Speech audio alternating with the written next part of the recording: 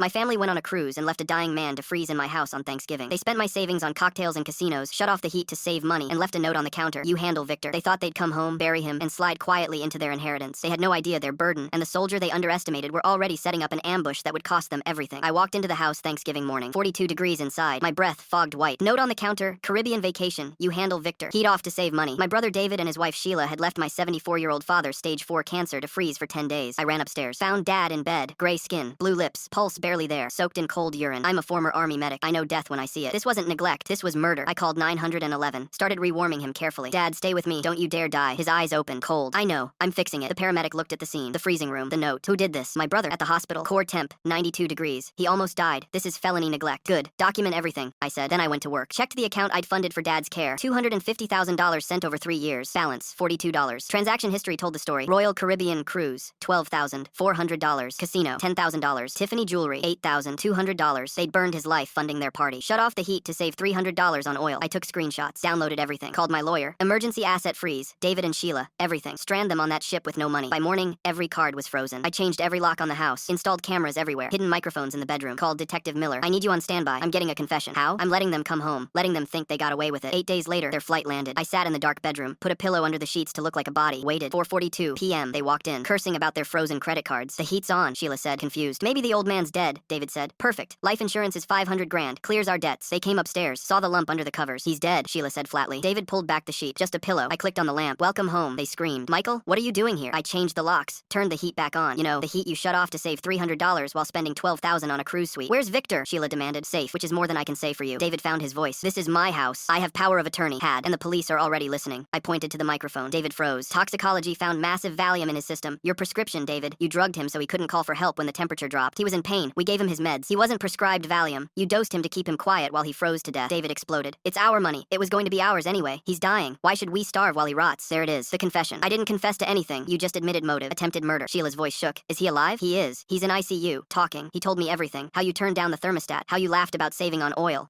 David went white, then tried bargaining. We're brothers. You can take half the insurance. Just delete the recording. I stood. Walked to the light switch. I don't want your money, David. I want justice. I flipped the chandelier on. 3 seconds later, the front door exploded. Police. Hands up! Detective Miller charged in with 4 officers. David fell to his knees. It wasn't me. It was her idea, Sheila shrieked. You coward! You told me it would be easy. I stepped back, watched them get cuffed, dragged out, screaming at each other. Miller paused by me. Good work, Vance. I nodded. Walked to the window. Watched them shoved into separate squad cars. The neighbors stared from their lawns. I picked up Dad's photo from the nightstand. Him healthy, smiling, holding a fish. Perimeter secure, I whispered. They thought the burden they left to freeze would die quietly, but the soldier came home first, and the confession they gave just bought them life sentences in cages colder than anything they ever left him in. Full story on channel link below.